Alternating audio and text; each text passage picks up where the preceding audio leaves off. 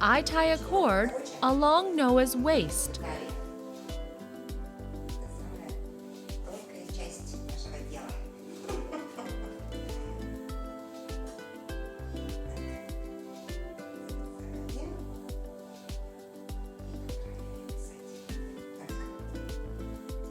Along the under bust line,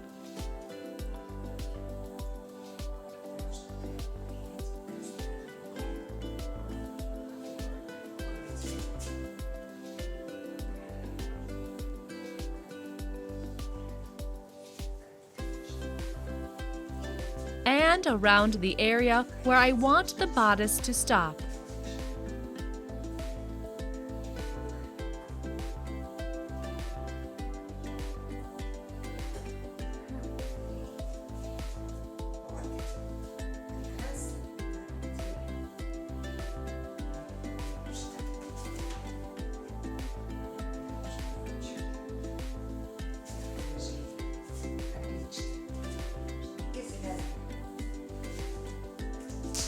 And I start taking measurements. There is no difference between taking measurements off an adult and off a child.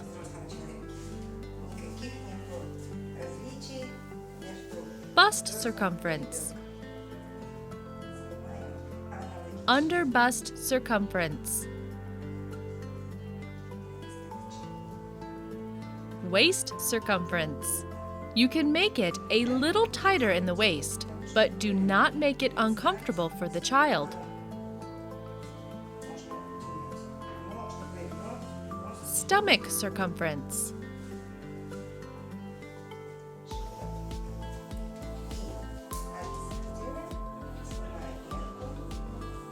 Bust width front. Measure from side seam to side seam along the bust line. Under bust width front. Again, measure from side seam to side seam. Waist width front. Measure from side seam to side seam along the cord tied around the waist. This measurement is a must because the girls tend to have a bit of a belly at this age. The next measurement is stomach width front, taken from side seam to side seam along the stomach line. This measurement helps you achieve a comfortable fit in the stomach area, i.e., avoid making it too tight, and determine the exact position of the side seam. When sewing a slim fit skirt or pants, measure the hip circumference through the most prominent points of the buttocks.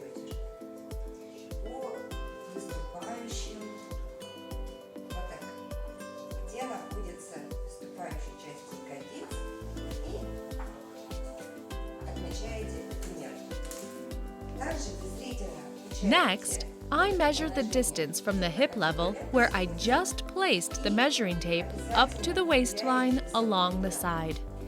This is hip depth. There are standard values for adults, but you always need to measure it for children. There are some other crucial measurements. Waist to under bust. Measure the distance from the waistline up to the under bust line. I always record the distance from the waistline to the stomach circumference line. Side length. Measure the distance from the waistline to the underarm. This measurement often stops at the bust line level in children. However, it starts gradually surpassing it at ages 11 and up. I determine the level at which the bodice should stop and measure the distance to the waistline. Above bust circumference. I seldom take this measurement off adults, but it is recommendable to take it off children. If you realize your pattern does require some adjustments, you will need to know exactly how much to ease in the neckline. And then you can always take a measuring tape and check it on the pattern, whether the top edge of the bodice corresponds with this measurement.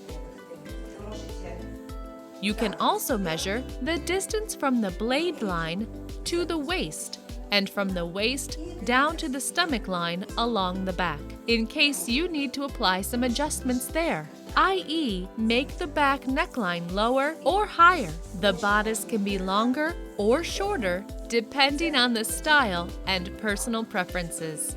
Bust apex to bust apex and clip are very important measurements. You cannot do without them when sewing a corset or a bodice, regardless whether for an adult or for a child. Instead of actually measuring the distance from bust apex to bust apex, I measure the distance between the bust princess seams, which are positioned the way I want them to be positioned on the girl's body. I rely solely on my eyes and experience. In this particular case, I measure this distance as shown here, and then I place my finger at the point where I took the previous measurement and measure clips the way I would on an adult, to the armpit point, straight up to the neckline. I decide how far from the bust apex point the neckline will be, and toward the front of the supposed neckline.